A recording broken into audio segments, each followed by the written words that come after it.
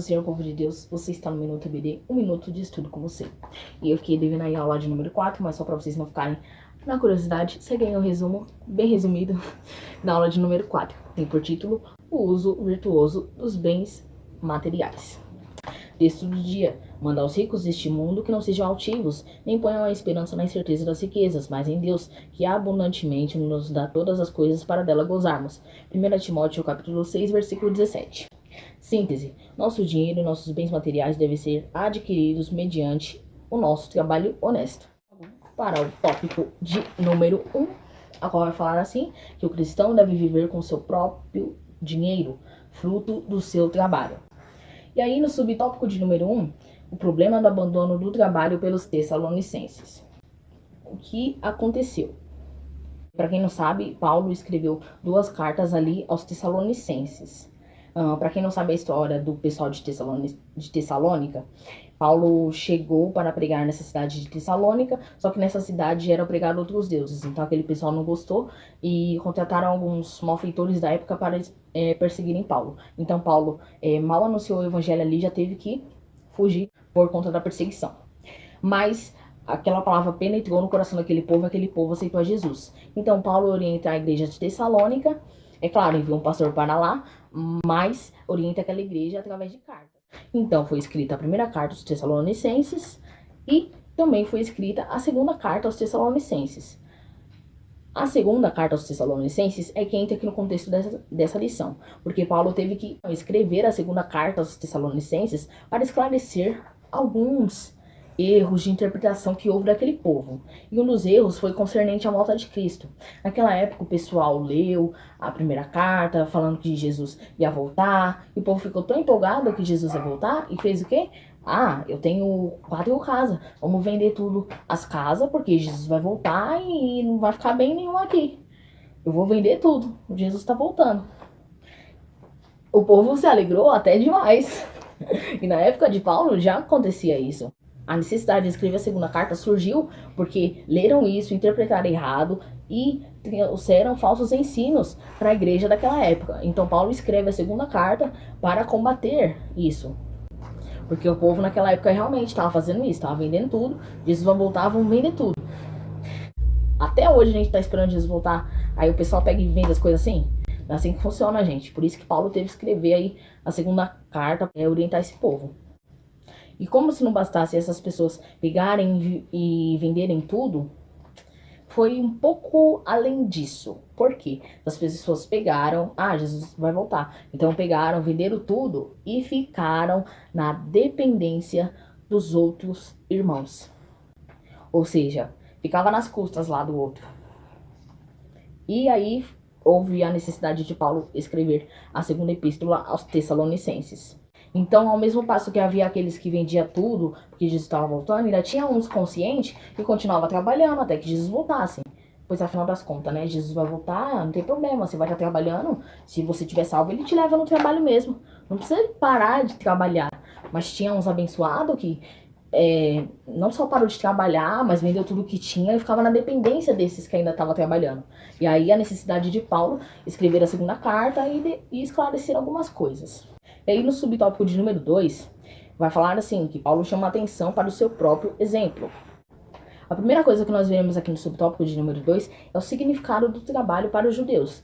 Que para os judeus, o trabalho era uma prova de bom caráter e responsabilidade. Então se você trabalhava, era que você tinha um bom caráter e você tinha responsabilidade. Caso contrário, você não tinha nenhum dos dois.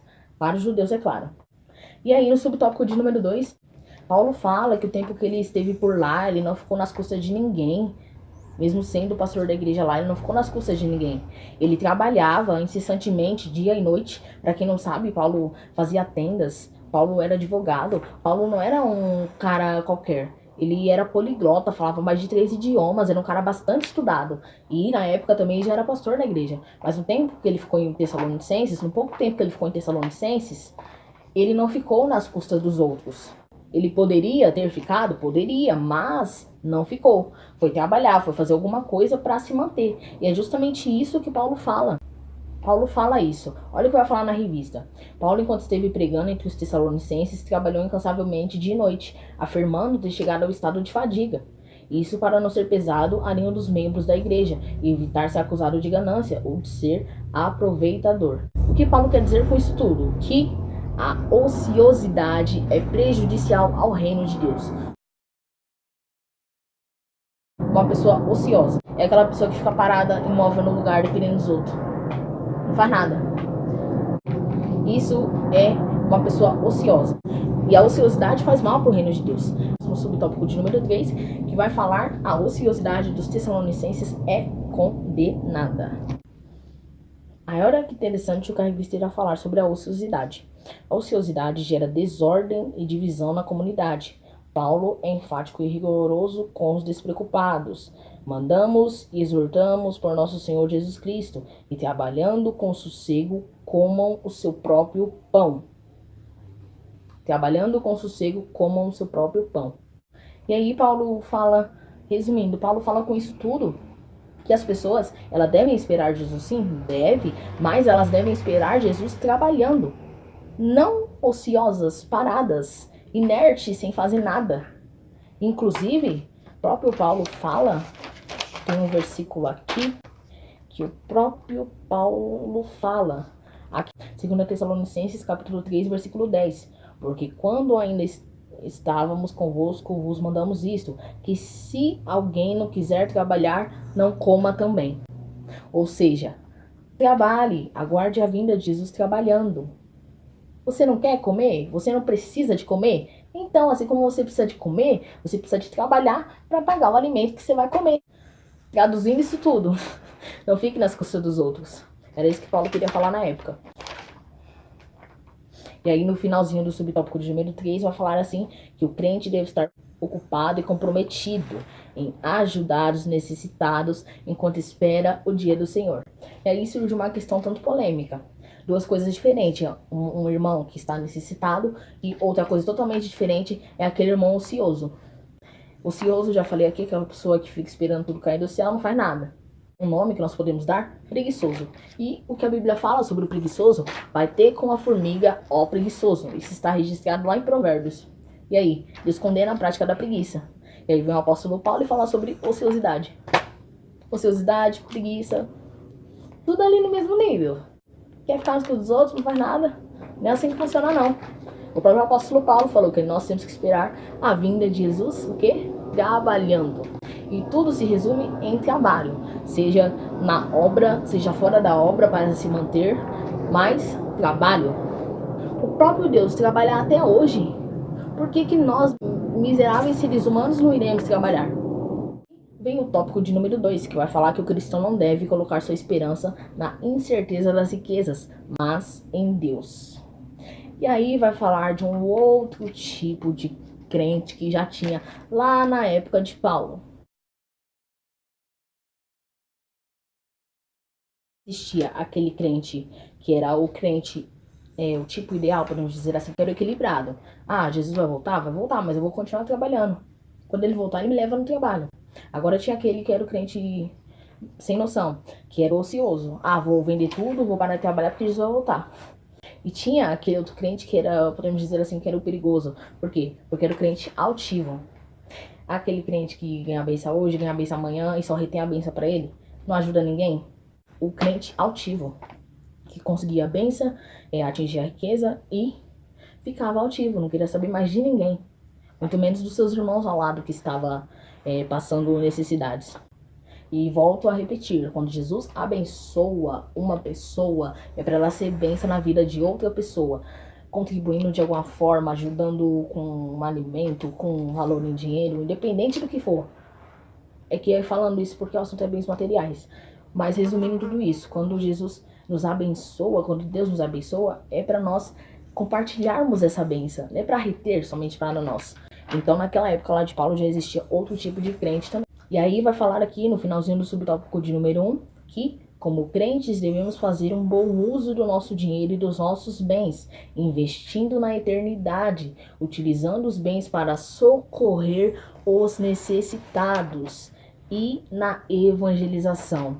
Ou seja, se naquela época recebia bênção, atingia a riqueza, sim, mas não era para reter a riqueza para você, é para investir na evangelização daquela época, é para socorrer os necessitados naquela época, os que estão passando fome, os que não têm o que vestir, os que não têm onde tomar banho, é para esses. E nos dias de Deus também nos abençoa, não é para nós retermos a bênção para nós, é para nós compartilharmos com quem? Com todo aquele que precisar, ou melhor, todo aquele que necessita.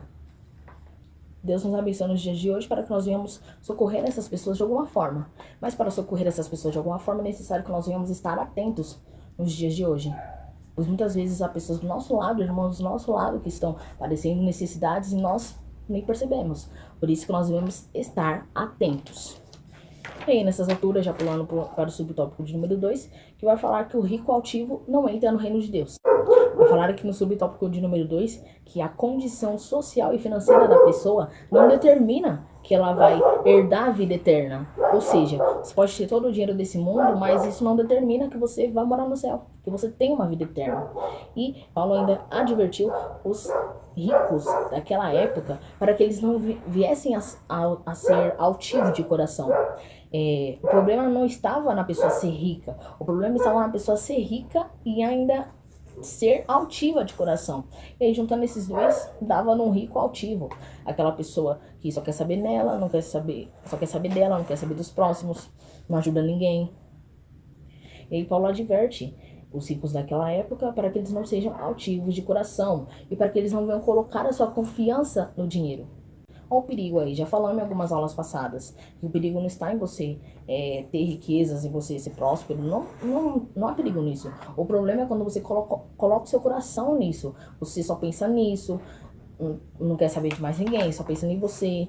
O problema, resumindo, é quando você se torna uma pessoa altiva de coração, e você coloca a sua confiança no dinheiro. Nessas alturas, o seu Deus já é o dinheiro, você não serve mais a Deus, o seu Deus é o dinheiro. E sua confiança está nele. Então essa é a advertência que Paulo faz na época. Ricos, não sejam altivos de coração. Não coloquem a sua confiança no dinheiro. O dinheiro está só nessa terra, o dinheiro uma hora acaba. Mas se você colocar sua confiança em Deus, Deus não acaba, Deus é eterno. E outras coisas mais. Subtópico de número 3. O que o cristão deve fazer? Colocar as suas esperanças em Deus e usar o dinheiro para o bem. Isso resume tudo.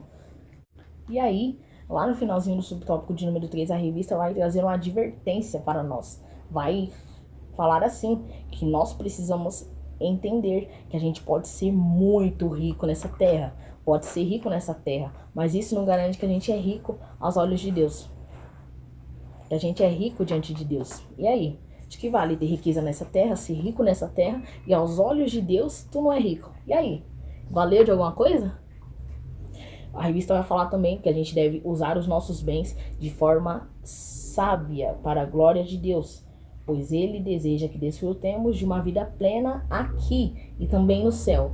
Ou seja, você pode ser abençoado, sim, mas lembre-se que a bênção que Deus te dá é para você compartilhar com as outras pessoas. E através desse compartilhamento com as outras pessoas, o nome de Deus vai ser glorificado. O nome do reino vai ser glorificado. Ou seja, você vai estar usando esse dinheiro, essa bênção, isso tudo que Deus te deu de uma forma sábia, de uma forma que Ele se agrada. E lembre-se, não junte tesouro apenas aqui na terra.